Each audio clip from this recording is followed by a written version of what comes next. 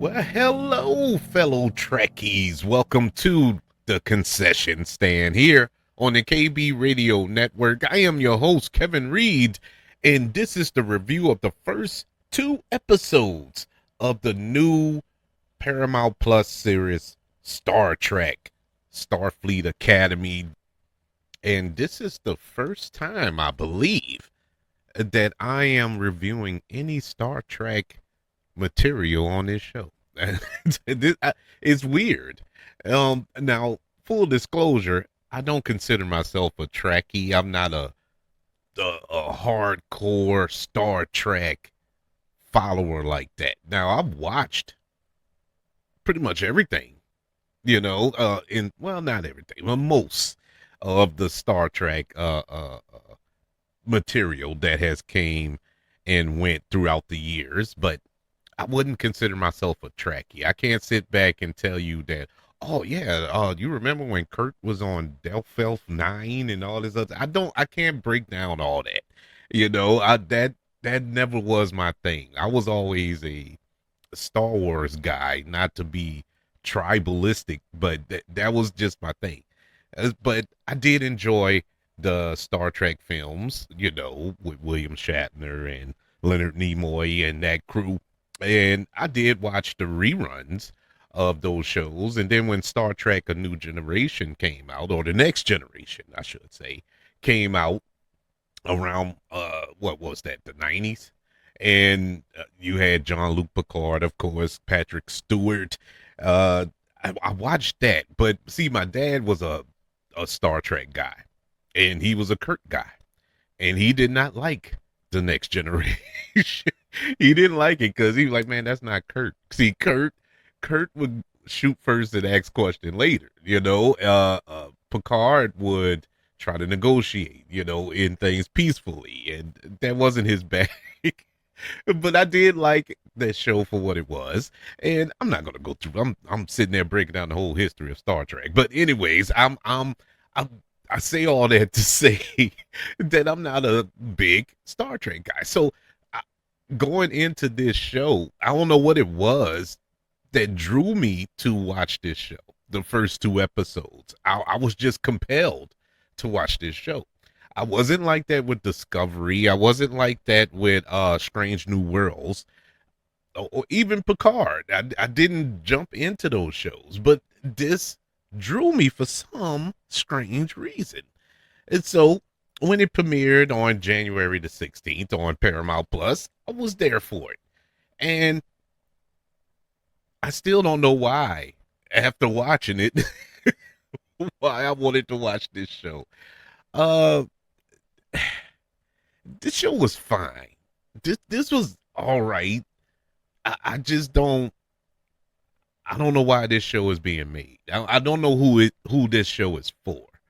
Even if you're not a Trekkie, or even if you are a Trekkie, or just a casual viewer, or whatever the case may be, I don't see anything that would grip you or draw you to this show. This is Disney level Star Trek, and I'm trying to be as respectful as possible here. And this isn't a kid show, but it just feels Disneyfied. It feels like this will come out on Disney Plus. This is so cookie cutter and uninteresting characters. I mean, that's one thing you could say about Star Trek, because you have character. It is the poster child of diversity, going all the way back to the '60s when the show came out. It is the blueprint for diversity. Instead of races, you have different aliens. You can pinpoint all that stuff. Even it even addressed all that. The original Star Trek series had the first interracial kiss on television. It crossed barriers. It moved mountains, man. And so this is that type of show. And you got into those characters. You got into Kurt. You got into Spock and Aurora and Sulu and the next generation. You got into Picard, you got into number one. I can't remember his name offhand, but you got off on these characters. You got connected to these characters, and now on this show, now granted, it's only 2 episodes in, but no character is interesting to me. And none of these characters on this show can I definitively say I want to get behind as the hero, as the one to carry the torch. Starfleet Academy, it follows the first new class of Starfleet cadets in over a century as they come of age and train to be officers. Okay, that's the premise of the show. But you have this kind of subplot. Well, it's not really the subplot. That's more of the. It's really the main plot. We follow the character of Caleb as he's the opening scene was fine, in the first episode with this little boy, and you see the mother, and the mother is played by oh my god, I'm blanking on her name. Orphan Black. What's her name? She was also She-Hulk. But anyway, she plays the mother, and she has teamed up with this space pirate so they can eat. She was trying to find food for her son and whatnot, and they get caught, and now they got to go to prison. So she gets separated. He gets ripped away from his mother, and all that. It's a whole thing. Now it's an interesting plot, but does it fit Star Trek? Maybe not. But let's see how they wove it into this story. Now, it's woven into the story pretty interesting, but I don't think it's executed properly. So we pick up 15 years later from our cold open, and now he's not a grown man. He's 21 years old, and he's caught. He's been on a run for 15 years, trying to find his mother and all this other stuff, and he gets caught again and brought to the Starfleet Academy. Now, who's over the Starfleet Academy is none other than Academy Award winner Holly Hunter. Man, it was good to see her on screen. And now Holly Hunter, I she is an acquired taste, and it fits my taste. But you have to really appreciate Holly Hunter for who she is as an actress, as a performer. I love her, but does she fit Star Trek? No, she doesn't fit this show.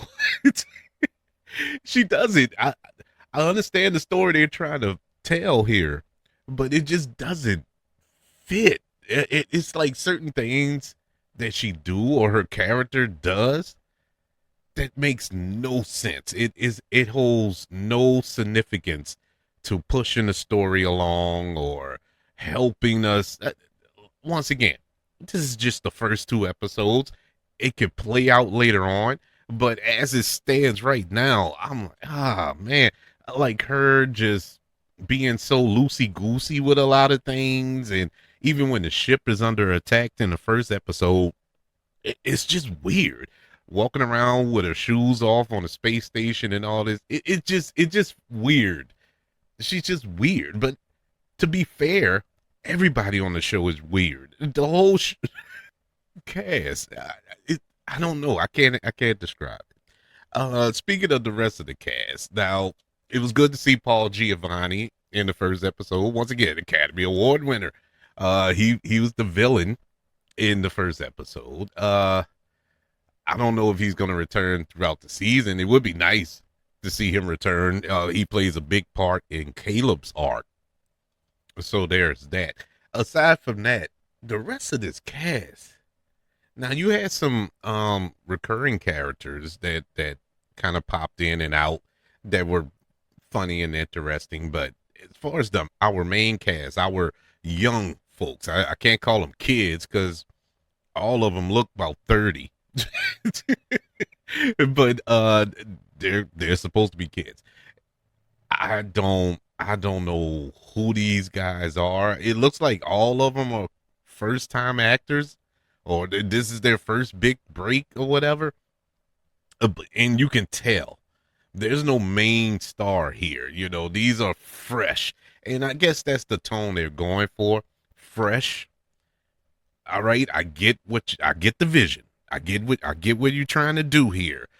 But the acting is not up to par, man. It is so bad. Certain characters, they are so bad. It's like they're reading a cue card when they're saying their lines. Now there are a few of them that feel like they've been on Nickelodeon or Disney shows or something, so they kind of get it. But there are other ones that just it looks like they just walked in and said, "Oh, you look good. Let's put you in some makeup, throw this uniform on you. Just say a couple of lines here." It just it's just bad. It was just bad. I don't know why that decision was made like that. I guess uh, financially, you save you some money, get you a up and coming performer and stuff like that. And I don't like bashing on young actors. I mean, God forbid, I can't act either. And so not, I'm not trying to make fun of them. But for the love of God, if you setting up this show for the quote unquote next generation to get invested in Star Trek, these actors, if these are the actors or the characters that's going to move this franchise into the future, you want some characters that you can get behind and get excited about, and put some actors in these roles that would breathe some life into these characters. It is bland.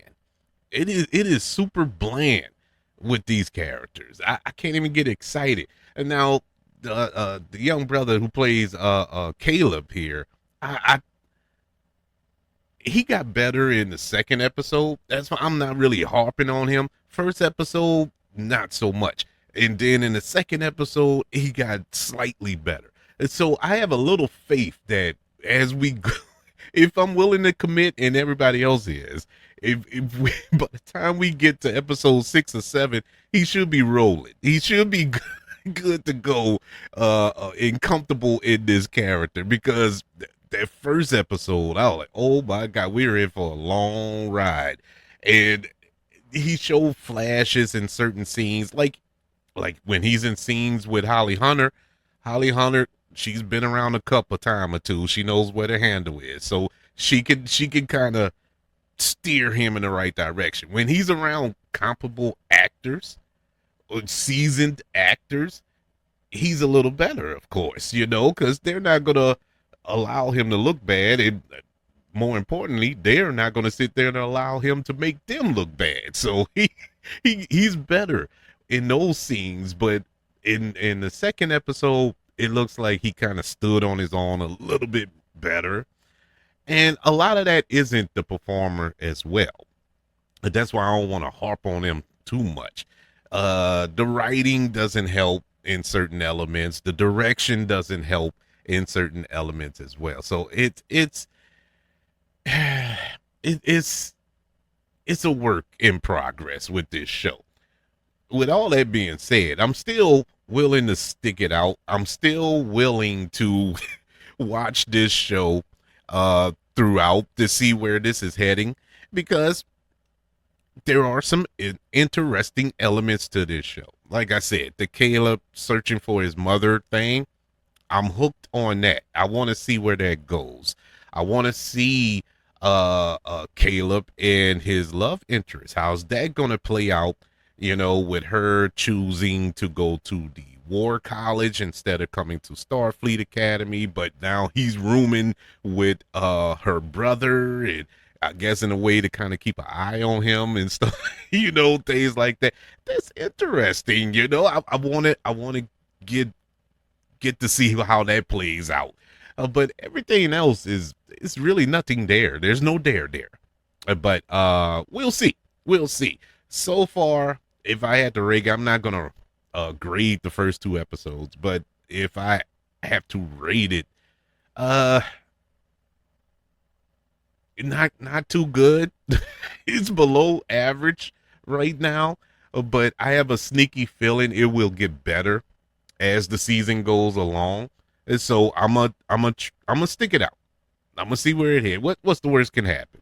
I get mad. Well, I'm already mad, so I might as well go ahead on and finish it out. It maybe it will get better. Star Trek Starfleet Academy is currently, at least the first two episodes, available on Paramount Plus. I would like to know, are you a Trekkie?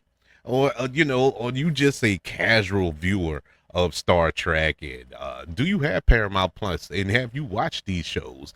I need to get into uh, uh what's the one? Strange New Worlds. That's the one I haven't watched yet. I'm gonna dive into that soon, and see how good that is. But I would like to know your thoughts. Email the show, kbradiopodcast@gmail.com. You can also comment on social media. Search for the KB Radio Network on all social media platforms. Don't forget about YouTube. Subscribe to the KB Radio Network channel and like this video if you don't mind. Don't forget about the 5 stars, the reviews, and sharing this show if you're listening on Apple Podcasts, Spotify, iHeartRadio, wherever you are currently listening to the concession stand here on the KB Radio Network. Everybody, thank you for joining me as we reviewed the first 2 episodes of Season 1, Star Trek Starfleet Academy. Want you all to know that I love you, continue to love everyone, and until we speak again, you all be blessed.